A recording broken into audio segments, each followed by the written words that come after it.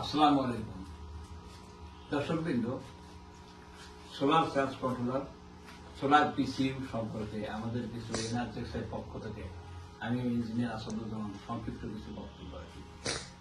প্রথমত আমাদের উৎপাদন সম্পর্কে আপনাদের সম্ভাব্য ধারণা দিই। আমাদের MPPT DSP based 30 ampere, 40 ampere, 60 ampere এটা আছে।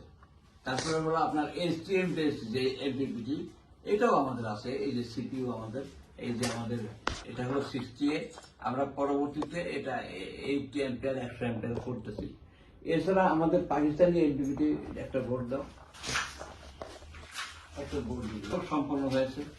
তবে আমি আপনাদের এনপিপিটির ব্যবহার সম্পর্কে কিছু সংক্ষিপ্ত বক্তব্য রাখার জন্য আমি কথা বলতেছি। আপনার সবচেয়ে বড় ব্যাপার হলো আপনি সোলারের যে ইনভার্টার, হাইব্রিড ইনভার্টার, এনপিপিটি এগুলো যে ইউজ করেন, বেসিক ব্যাপারটা হলো আপনার অর্থনৈতিক সাশ্রয়ের জন্য। এখন যদি এগুলো ব্যবহারের ফলে আপনার অর্থনৈতিক সাশ্রয় না হয়ে উল্টা ভাবে আপনার অর্থনৈতিক ক্ষতিগ্রস্ত হন, সেক্ষেত্রে আপনার মূল উদ্দেশ্যটা সফল হবে না। প্রথমত কথা হলো যে আপনার ব্যাটারি ম্যানেজমেন্ট। আপনি যদি আপনার ব্যাটারিটা দীর্ঘ সময় সঠিকভাবে ম্যানেজমেন্ট না করতে পারেন, তবে আপনার ব্যাটারিটা নষ্ট হয়ে গেলে আপনার যে মূল্যবান একটা ব্যাটারি, এর মূল্য প্রায় 30,000 টাকা বা ততন্ত্র। তো আপনি এমপিপি বা সোলার সিস্টেম ব্যবহারের কারণে ওভার চার্জ করে যদি আপনার ব্যাটারিটা ড্যামেজ করে ফেলেন, এটা অবশ্যই যুক্তিসঙ্গত না, বা আপনি অর্থনৈতিকভাবে লাভবান হতে পারলেন না। শুধুমাত্র আপনি উদ্দেশ্য প্রণোদিতভাবে সোলার সিস্টেম স্থাপন করলেন, কিন্তু আপনার যে বেসিক যে ইচ্ছাটা বা অর্থনৈতিক সাশ্রয়টা এটা পূর্ণ হলো না। যে কারণে আপনি সবসময় ব্যাটারির দিকে সবচেয়ে একটা বড় খেয়াল রাখবেন যে আপনি পিসিইউ যেটা ব্যবহার করবেন সেটাতে লোড ম্যানেজমেন্ট এবং ব্যাটারি ম্যানেজমেন্ট।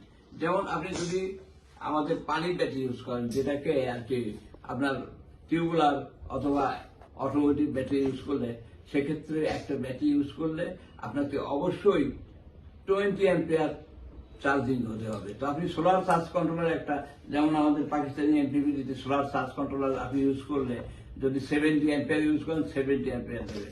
কিন্তু 70 অ্যাম্পিয়ার চার্জ কন্ট্রোলার ব্যবহার করলে আপনার ব্যাটারিটা অবশ্যই ঠিক থাকবে না, ব্যাটারি দ্রুতই নষ্ট হয়ে যাবে। তারপরে আপনি ধরেন পিসিইউ ব্যবহার করলেন, পিসিইউ মানে সোলার হাইব্রিড ইনভার্টার যেটা বলে, মূলত এটা সোলার হাইব্রিড ইনভার্টার না। সোলার হাইব্রিড ইনভার্টারটা আমাদের চাইনিজ যে হাই ফ্রিকোয়েন্সি মাল এগুলোই হয়ে থাকে। আমরা যেটা প্রস্তুত করি এশিয়া জোনে, সেটা অ্যাকচুয়ালি সোলার পিসিইউ, পাওয়ার কন্ডিশনিং ইউনিট। তো এটাও ব্যবহার করলে দেখা গেল আপনি একটা ব্যাটারি লাগাইছেন, আপনি চার্জ কন্ট্রোলার থেকে আপনি 60 অ্যাম্পিয়ার বা 80 অ্যাম্পিয়ার বা 100 অ্যাম্পিয়ার পাচ্ছেন। কিন্তু পাইলে যখন ব্যাটারিতে যখন লোড থাকবে না, তখন ব্যাটারিটা চার্জ করে তারপরে সোলার পিসিইউটা ব্যাকআপে যাবে। কিন্তু ওই অ্যাম্পিয়ারে যদি আপনার সোলার পিসিইউটা চার্জ করেন ব্যাটারিটা, তো ব্যাটারিটা ড্যামেজ হবে। তো আমাদের সবগুলো সিস্টেমই সোলার এবং পিসিইউ। আর আরেকটা ব্যাপার হলো, আমাদের দেশে কিছু পিসিইউ রূপান্তরিত পিসিইউ আছে, আলাদা একটা চার্জ কন্ট্রোলার লাগাই একটা সোলার পিসিইউ বানায় ফেলে, কিন্তু একই ডিসপ্লেতে সব ইনফরমেশন সহ এবং চার্জিং কন্ডিশন ম্যানেজমেন্ট সহ, লোড ম্যানেজমেন্ট সহ একমাত্র সোলার পিসিইউ আমরা উৎপাদন করে থাকি। এই কথাটা মিথ্যা বলতেছি না বা বাড়তি বলতেছি না আমি আমার পক্ষ থেকে। তো আমাদের যে চার্জ কন্ট্রোলার বা সোলার পিসিইউ, এটা আপনি যদি ব্যাটারি একটা লাগান, যদি মনে করেন যে আমি 10 অ্যাম্পিয়ার চার্জ সেটিং করবো বা 15 অ্যাম্পিয়ার চার্জ সেটিং করবো, আবার যদি দুইটা লাগাই আপনি মনে করেন যে আমি 40 অ্যাম্পিয়ার চার্জ সেটিং করবো, এটা সম্ভব। আবার আপনি যখন লোড দিলে আপনার সোলারে যদি 100 অ্যাম্পিয়ার থাকে, ও পূর্ণ 100 অ্যাম্পিয়ারই লোডে দিয়ে দেবে। এই ব্যাপারটা সবচেয়ে গুরুত্বপূর্ণ একটা ব্যাপার। আমাদের আমরা অনেকগুলো প্র্যাকটিস করেছি। আমরা সোলার পিসিইউ ডিএসপি থেকে শুরু করে বিগত 3 বছর যাবৎ সব ধরনের সিস্টেম আমরা অ্যানালিসিস করছি।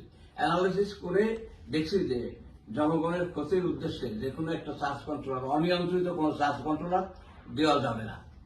এই ব্যাপারটা আমরা বোঝার পরে আমরা STM 32 MCU বেস, এই যে solar পিসিইউ, STM 32 base solar MPPT, এগুলো আমরা আল্লাহর রহমতে সক্ষমভাবে সম্পন্ন করেছি এবং টেস্টেড করেছি যে আমাদের সারাদিনে এখানে টেস্টিং হয়।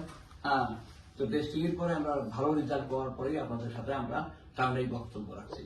আমি বিগত আরো 3 বছর আগে ডিএসপি বেস সোলার পিসিইউ করছি, কিন্তু সেটা যথাযথভাবে কার্যকরী না হয় দুঃখিত, কার্যকরী না হয় আমি পরবর্তীতে ওটা বাজারজাত করে নাই। আমার এখানে 300 পিসিবি স্টোরেজ আছে, DSP solar PCB 300 PCB storage আছে, কিন্তু এটা আমি বাজারজাত করি নাই। তারপরে আরেকটা ব্যাপার হলো যে আপনার চার্জ কন্ট্রোলারের প্রকারভেদ। চার্জ কন্ট্রোলারের প্রকারভেদ আপনার হলো PWM charge controller, MPPT charge controller, এখন আবার বাজারে এমপিডিসি চার্জ কন্ট্রোলার। যে চার্জ কন্ট্রোলার বলেন, যেমন স্কোয়ার ওয়েভ আর মডিফাইড সাইড ওয়েভ, এটা একই জিনিস। মডিফাইড সাইড ওয়েভটা শুধুমাত্র ভোল্টেজটা নিয়ন্ত্রণ করে কিছু উন্নত ভাবে একটু প্রকাশ করা হয়, কিন্তু আসলে ওটাও স্কোয়ার ওয়েভ। তো আপনি চার্জ কন্ট্রোলার দুই রকম, এমপিপিটি এবং পিডব্লিউএম।